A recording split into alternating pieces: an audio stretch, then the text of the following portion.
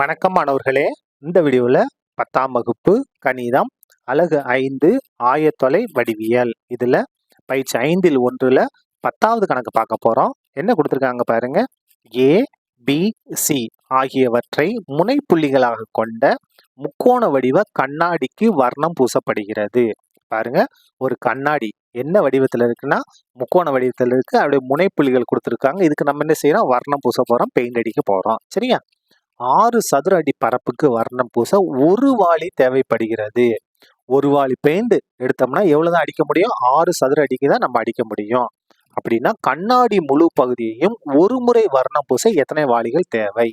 எத்தனை வாளிகள் அப்படின்னு வந்துட்டாலே இந்த முக்கோண வடிவ கண்ணாடி இருக்கு இல்லையா, அதோடைய பரப்பை கண்டுபிடிச்சு எதை கொண்டு வகுக்கணும்? 6 கொண்டு வகுத்துட்டோம்னா நமக்கு தேவையான வர்ண வாளிகள், பெயிண்ட் வாளி இருக்கு இல்லையா, எத்தனை வாளி தேவைன்னு நமக்கு கிடைச்சிரும். சரியா?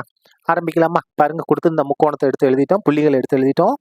முதல் புள்ளி x1 y1, ரெண்டாவது புள்ளி x2 y2, மூணாவது புள்ளி x3 y3. முக்கோணத்தோட பரப்புக்கு ஃபார்முலா பாருங்க. 1/2 x1 y1 x2 y2 x3 y3. திரும்ப என்ன வரணும்? x1 y1 சதுர அலகுகள். மறக்காம கீழ் நோக்கி அம்புக்குறி, அதுக்கு அடுத்தது மேல் நோக்கி அம்புக்குறி. பாருங்க, இந்த இடத்துல ஆரம்பிக்கிறேன். ஈக்குவல் டு 1/2 x1 y1 பாருங்க -5 -4. அதுக்கு அடுத்து பாருங்க x2 y2 பாருங்க 1 6. அதுக்கு அடுத்து x3 y3 பாருங்க 7 -4. திரும்ப x1 y1 என்ன வரும்? -5 -4. சரியா? இப்ப பாருங்க, ஈக்குவல் டு 1/2.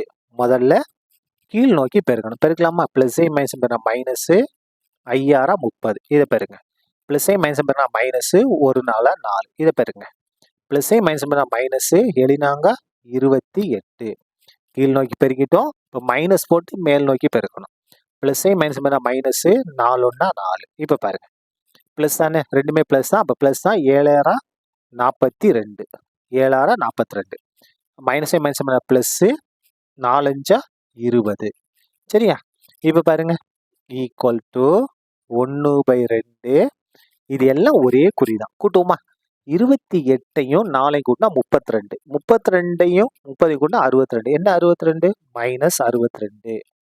மைனஸ் ஆஃப், இந்த இடத்துல பாருங்க, இங்க 20, இங்க என்ன இருக்கு? 42. 20ஐயும் 42 கூட்டினா 62.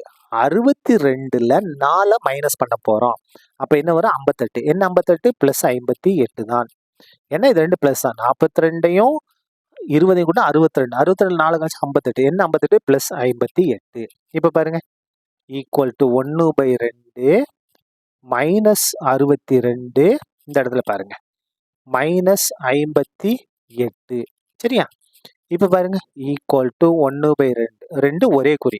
கூட்டலாமா? கூட்டினா என்ன வரும்? 120. 62ஐயும் 58ஐயும் கூட்டினா 120. என்ன 120? -120. கேன்சல் பண்ணுங்க.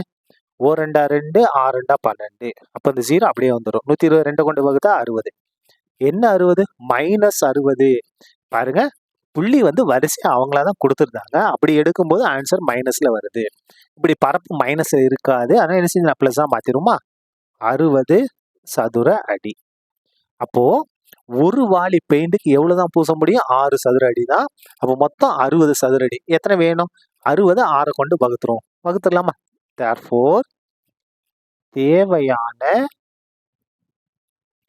வாளிகளின் எண்ணிக்கை, தேவையான வாளிகளின் எண்ணிக்கை. எத்தனை வாளி வர்ணம் வேணும்? எண்ணிக்கை மொத்தம் எத்தனை சதுரடி? 60 சதுரடி. ஒரு வாளிய எவ்வளவுதான் அடிக்க முடியும்? 6 சதுரடிக்கு தான் அடிக்க முடியும். கேன்சல் பண்ணுங்க. 1 6 6, 5 6 60. அப்ப எத்தனை வாளிகள் வேணும்? 10 வாளிகள் வேண்டும். சரியா? அவ்வளவுதான். இந்த கணக்கு முடிந்தது. நன்றி.